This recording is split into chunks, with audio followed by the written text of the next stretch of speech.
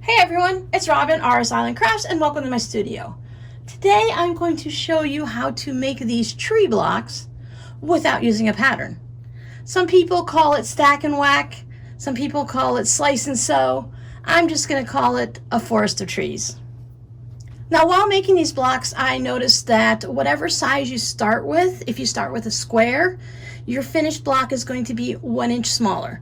I started these larger trees at 9.5 inches and they squared up at 8.5 inches.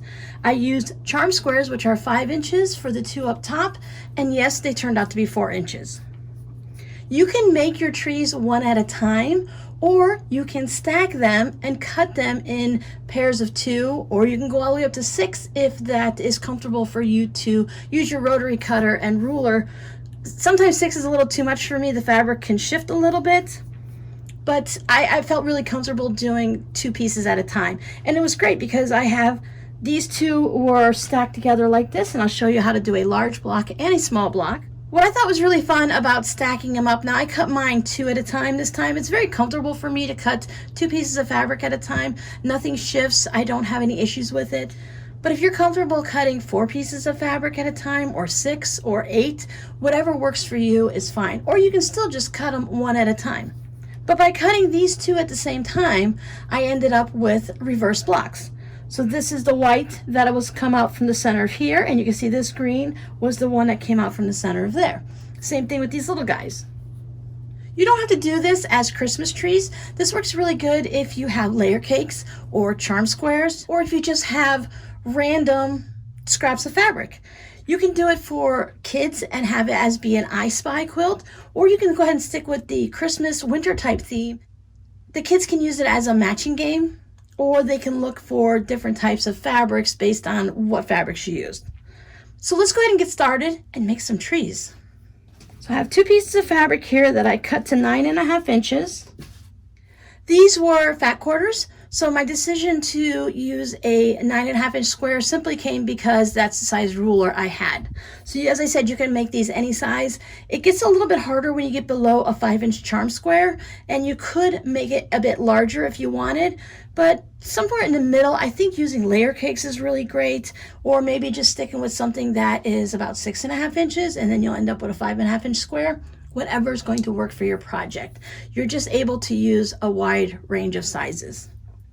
So I have my green, I have my white, and if I were to be making 4 blocks, I would go ahead and just stack up however many pieces of fabric that I'm going to be using for my block. So if you want to go ahead and stack up 4 or 6, go ahead and do that. The first piece I want to cut off is at the bottom where my trunk area is going to be. This comes down to what you want to do. Now you can make all of your blocks be identical on the bottom so that all of your trees are exactly the same size. That works out really well. Or you can vary the size of it. It all depends on the final look you're going for. I think in a quilt, having them all the same size looks really nice. Now for mine, I cut off a 2 inch strip. If you have directional fabric, you want to make sure you have everything lined up right so that you're not going to have any bits upside down or anything like that. There's my tree part, and then there's my trunk. Now this part we then go ahead and cut in half. Close enough to half. You're going to have some extra that we're going to trim off, so if you don't want to go right down to the 1/8 and stuff like that, just close enough, or you can even just take it with your scissors, fold it in half, and cut it up that way. I like to lay my ruler down, and then I can slide my fabric so I can see about where the halfway mark is. And then I don't have to worry about measurements. Then I just cut it. Now we're going to cut our tree. Cutting your tree is really going to be as simple as just choosing a spot and laying your ruler down and cutting it. So you can decide if you want to have a fatter bottom tree or if you want your tree to be a little bit narrower.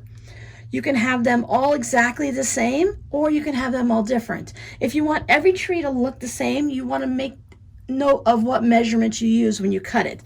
So I lined mine up along a line right here on my mat, and I'm going to go ahead and cut mine at the 2 inch mark on my first cut, and then I'm going to cut towards the center at the top. The thing to remember is we're going to sew these blocks together. Unless you're doing just one block on its own to make a pillow or something, you're probably still going to want to put borders around a pillow. So we need to think about our seam allowance. So we have a 1/4 inch seam allowance, so we need to at least go in a 1/2 inch before we make our cuts. I like about a 3/4 of an inch just to give yourself enough room, because you're going to have your seam allowance here and your seam allowance there. So if you want to make sure you definitely have enough space and you're not right at the edge, because I don't want my tree to come all the way out to here. I don't want to take a chance of losing my tree in any of the seam allowances. Bring yourself in your first cut at least an inch in, and then you should be okay. As always, I suggest doing a test block first, whether it's 1 block or 2.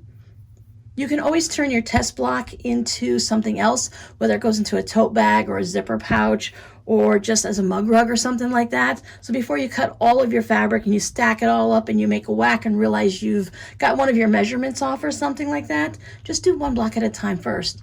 I did try 2 because I wanted to see the reverse, but I didn't want to cut all of my fabric. So I'm going to go in 2 inches in. I'm going to put my ruler right there and about in the center. And then I'm just going to go ahead and slice it.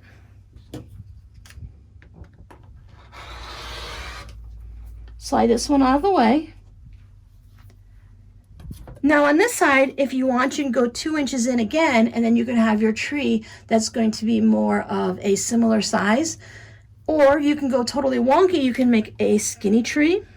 We can go to the 2 inches and make it to be the same size. We move it over onto a line. So if I were to mark it at the 2 inches here, and I'm going to go right to this point where I went and cut the fabric, so right there at that tip. So then when I cut that, it's going to match my other trees, so they're all going to look about the same.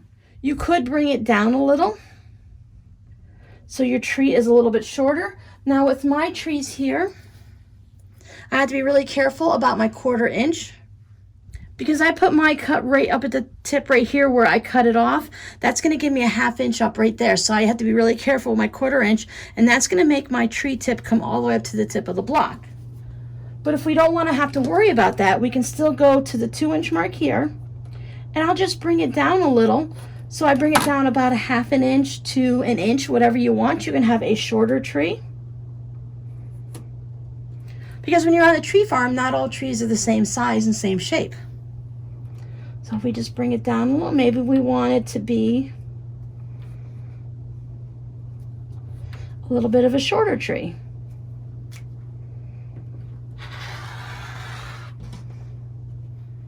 So whether you just have 2 pieces of fabric or you've got your stack of 6 or 8, you take your first piece and you move it like this. And this works out really great if all of your fabrics are different. So if you're working with a layer cake that may have 2 of each of the fabrics, I would make a stack of one and a stack of the other so that you're not going to have the same 2 fabrics in your pile. Now we need a trunk for the bottom of our tree. I'm just going to stick with a plain brown fabric. Now depending on the size of your tree, maybe you want your trunk to be a little skinny, because maybe you have a tall skinny tree. Maybe you have a little bit of a shorter, wider tree, so you might want a little bit of a wider trunk. So you can measure the space. So this is about an inch. So if I want my trunk to be about an inch, I have to add in my seam allowances, which would be a 1/4 inch on either side. So my trunk would need to be cut at 1.5 inches by my 2 inches right here. I'm just working with scrap fabric, so I just kind of move it over 1.5 inches. Just cut it off. I will trim off the excess later. And of course, since we have 2 in our stack, we need to have 2. Now, when we came to our tree, the last piece we cut was this angle here. So we want to sew that one first. That way, when we're putting our puzzle back together, we'll have sewn this piece in, and then we'll sew that piece in. We'll sew our trunks in, and then we'll sew everybody back together. So it's almost like a sewing puzzle. When I sew my trunks, since my piece is a little bit larger, I will just overlap it a little bit on the top, and then I'll trim it up afterwards, and that'll make sure I'll have a nice straight edge in case I have any little bit of a wobble while I'm sewing. So on our first piece here, I'm just going to fold it over and I'm going to line it up. On this one, everything is going to match. When we sew the next one on, we're going to have to watch and change up a little bit where we have them. So I'm going to take this to the sewing machine and I'm just going to start stitching right here with a 1/4 inch seam allowance at a 2.0 stitch length. And you see how we have a little bit of a bias here, so you want to make sure you're not stretching and pulling on it. You can put a couple pins in it if you want, and if things get a little bit off and a little bit wonky, then I guess we're just going to have to trim it up and have a little bit of a wonky tree. But with that little bit of a bias there, we just want to be careful and make sure we're not stretching it and moving it around a lot. If you're doing a large stack of them, you can put a few pins in it so that you can go ahead and do some chain piecing. So let's go ahead and sew this piece on. This is a good project to have leaders and enders on. I just have a piece of scrap fabric back there. So make sure everything is lined up nice and neat.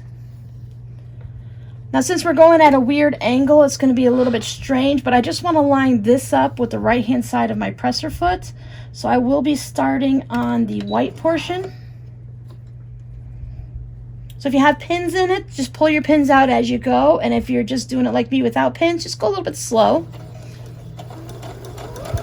Make sure you're onto your tree fabric here.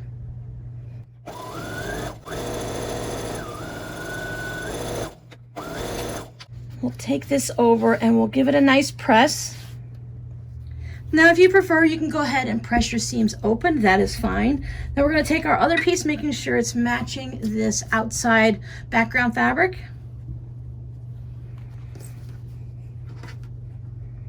We want it to line up like that. Now our tree is a bit down and we have this little bit extra. So you can go ahead and take that and trim it off if you want. Just line it up with your tree and you can trim that off.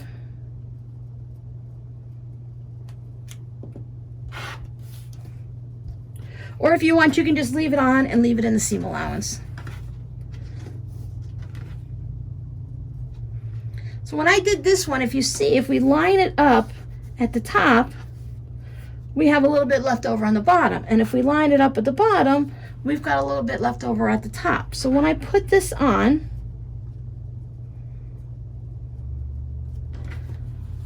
just wanted to have a little bit, just a little bit hanging over on each side. So that way when we open it up, it'll match. So you can line it up like this, just fold it over.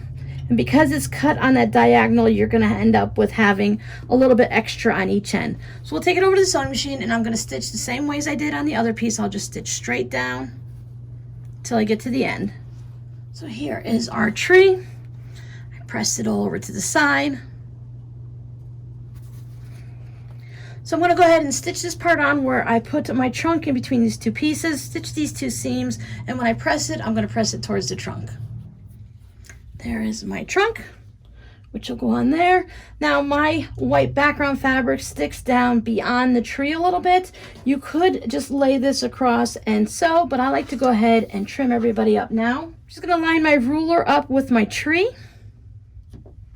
Give that a trim. Make sure my trunk is nice and even at the top. I'm going to line my ruler up on the trunk to make sure it's nice and straight. Just clean up any wonky bits. Now you're going to notice that your background fabrics with your trunk area is a little bit bigger than your block because everything has already started sinking in, squeezing in because of our seam allowance. So you just have to decide where you're going to get your trunk. I'm going to put mine right about in the center. I can measure everything up. I can fold my block in half, find out where my trunk goes, and then I can just line that up at the center. Put some pins in it, take it over to the sewing machine. There we go, all stitched up. Now we just need to trim it. So I'm looking for an 8.5 inch block. I have a little extra down at the bottom.